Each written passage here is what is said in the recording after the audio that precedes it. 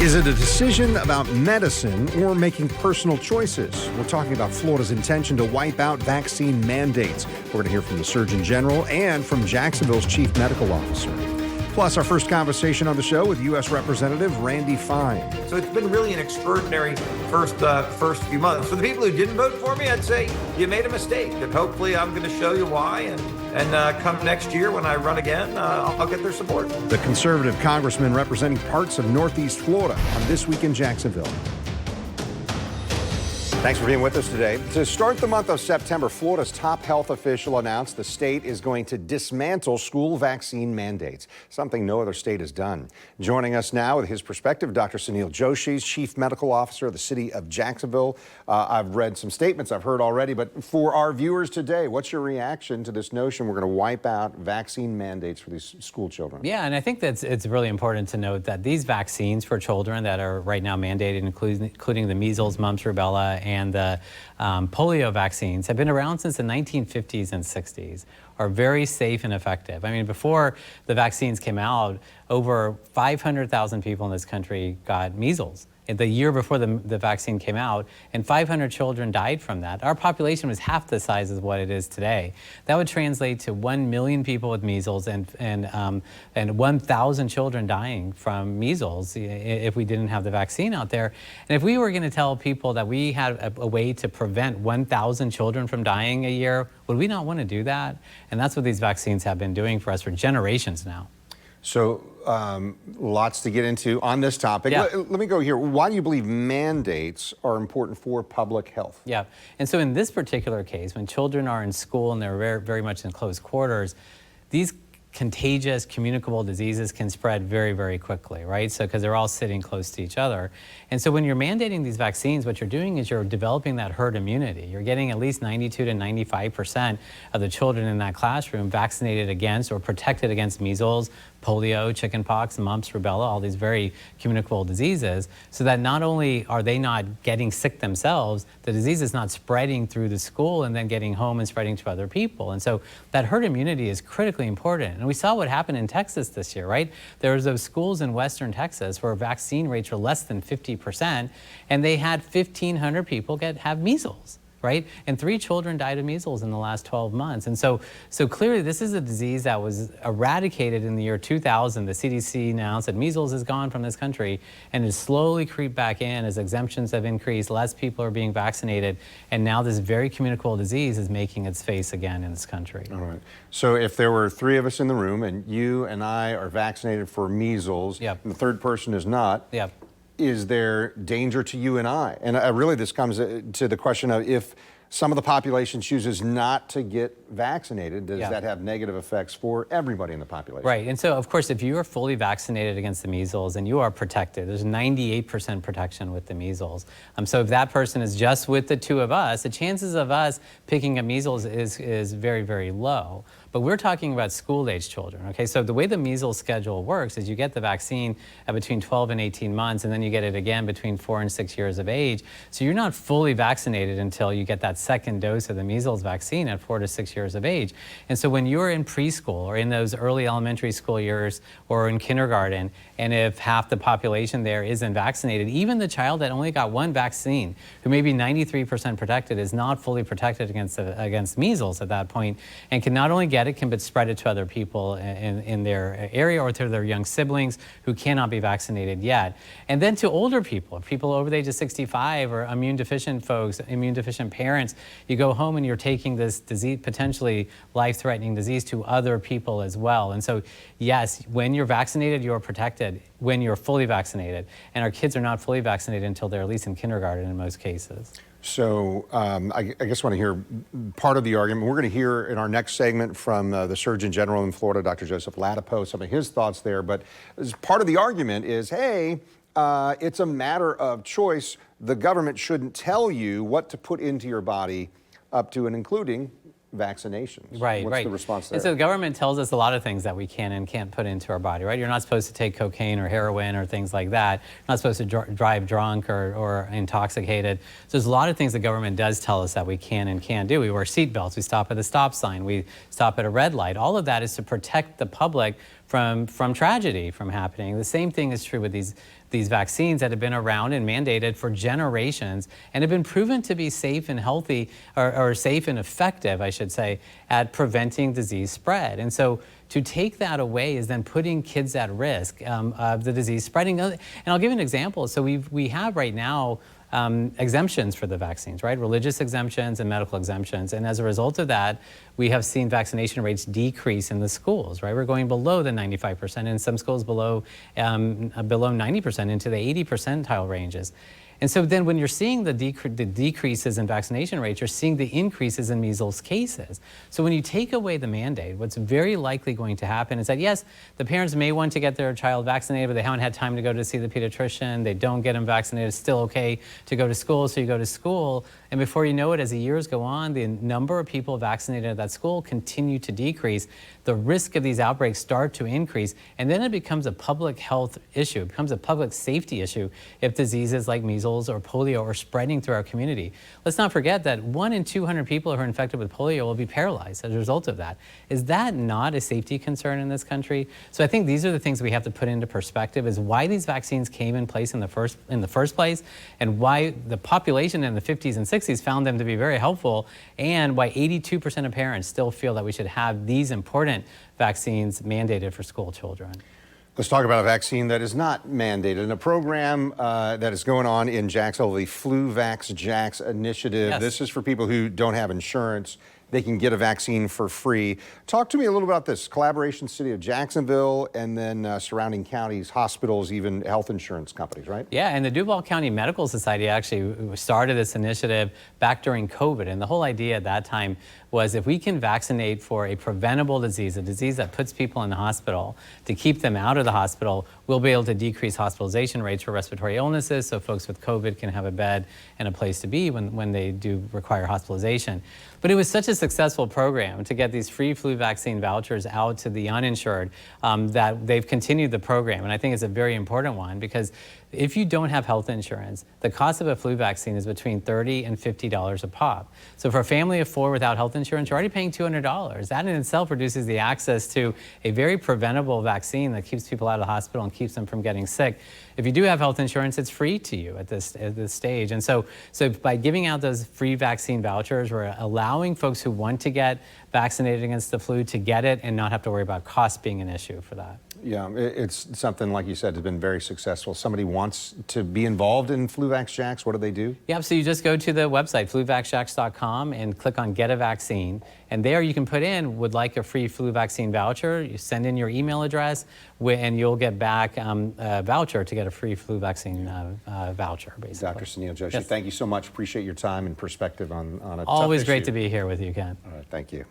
And when we do come back, I want you to hear from Florida Surgeon General Dr. Joseph Ladapo's comments next on This Week in Jacksonville.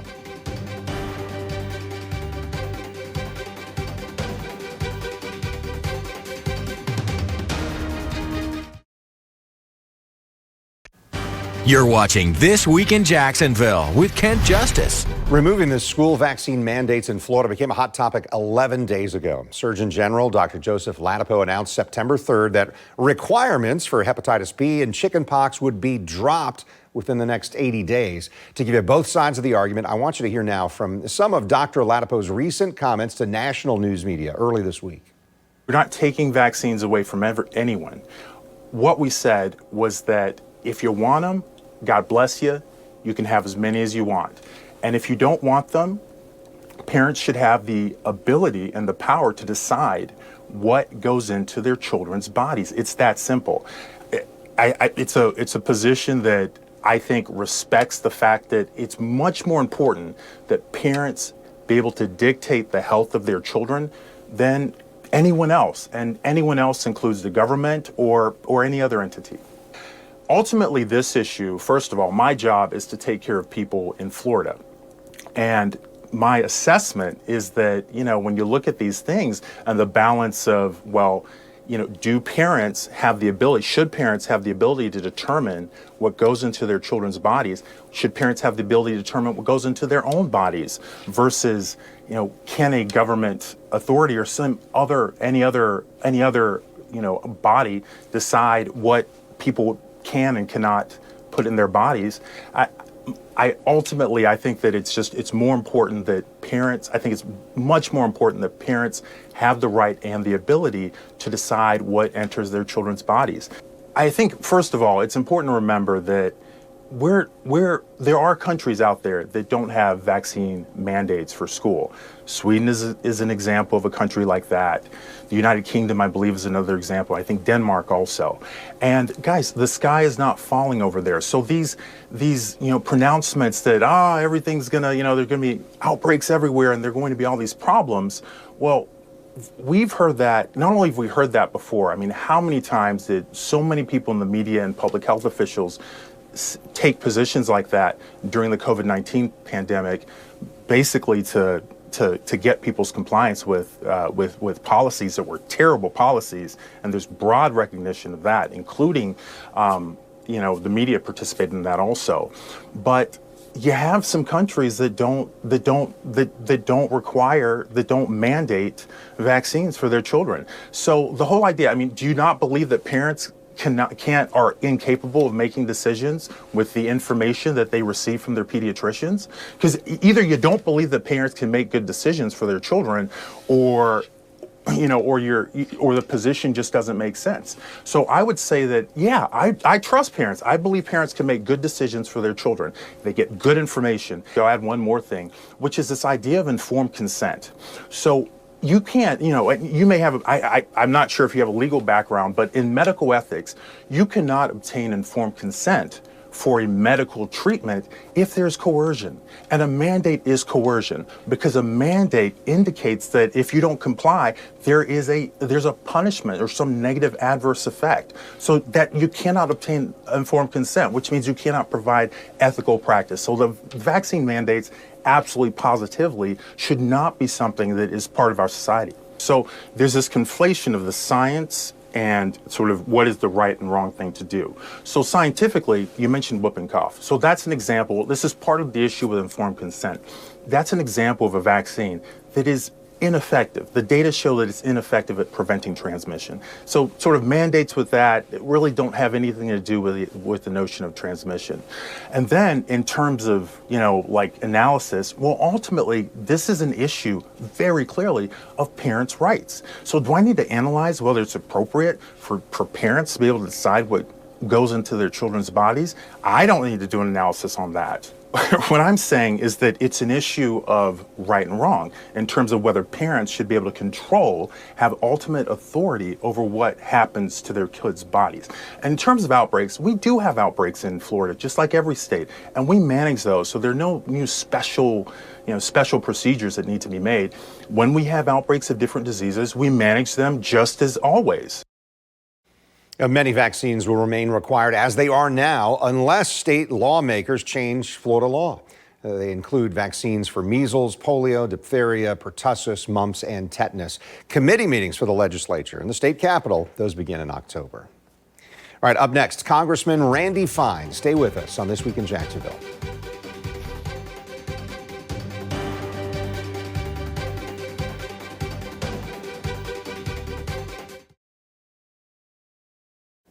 You're watching This Week in Jacksonville on Channel 4. We missed each other during the August recess, so we found a time for a quick interview this week. Randy Fine joined the 119th Congress in April when Joe Gruters told Washington, get ready, that Fine has what he put as the hardest right hook in the business. I asked Congressman Fine about the start to his first term. That's a high compliment coming from the new chairman of the Republican National Committee. So I'll take it. And I think my colleagues are learning that. I'm here to fight, and I fight hard for my constituents, as frankly every Floridian. That's what I'm here to do. It's been an amazing 5 months. I had an unusual entry. Usually you inherit some staff from your predecessor. You get your district offices from your predecessor. I didn't get any of that. All of my predecessor staff had quit because they didn't want to wait 5 months to find out who their new boss would be.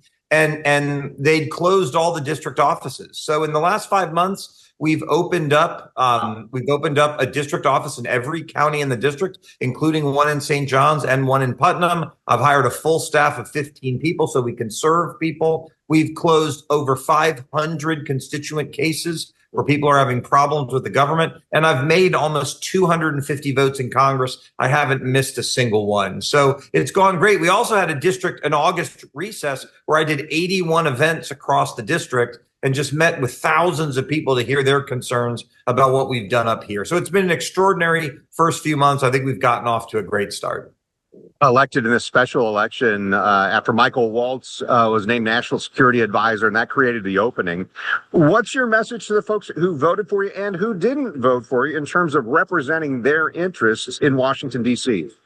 Well, I think I'm doing a good job of doing it. Our biggest achievement is passing the working families tax cut. Democrats wanted the largest tax increase in the history of the United States, and they wanted to make sure illegal immigrants could continue to get Medicaid. Well, we stopped all of that, passed no tax on tips, no overtime, no tax on Social Security, no tax on the interest on auto loans for American cars. We have fully funded the border wall, every single mile of it. Never need another nickel to pay for it. We have dramatically increased the resources for ICE so we can deport every illegal immigrant. We've done national school choice. And frankly, we've made sure that Medicare and Medicaid are funded for the future by getting waste, fraud, and abuse out of it. So it's been really an extraordinary first few months. For the people who didn't vote for me, I'd say you made a mistake. And hopefully I'm going to show you why. And come next year when I run again, I'll get their support.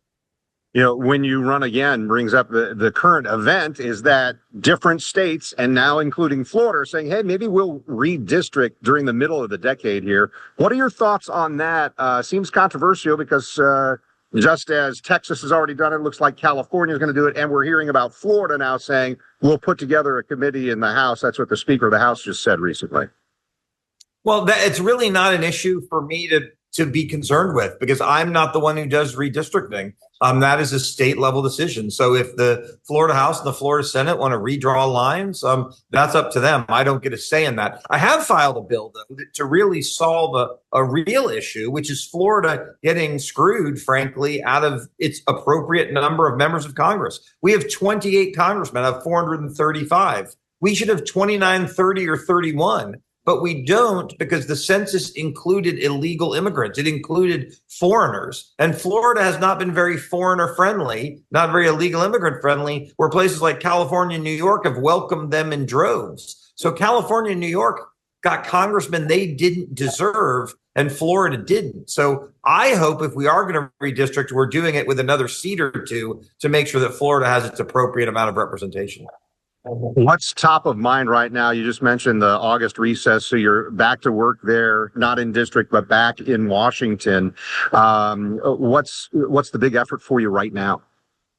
Well, I think my biggest focus is making sure President Trump's agenda continues to get passed. Look, I helped pass the working families tax cut bill by one vote. It passed because I was here, because we did not allow a woke Nancy Pelosi, AOC, Zohran Mamdani Democrat to win this seat. So that's my number one goal. And specific to that, right now, we're focused on getting the appropriations bills passed. This week, I will have voted on the National Defense Authorization Act to make sure that we have a military that's focused on peace through strength, that we have a Department of War, not a Department of Defense, that we're focused on showing the world that we are the dominant force, not China, not Russia, not Iran. So those are the focuses right now. But I'm also focused on the bills that I've filed that are going to help my constituents, helping the red snapper fishermen, helping people who are in the aquaculture business, bringing resources back to the district, which I've already brought home more than $10 million for water and sewer projects, and continuing to focus on those things as well.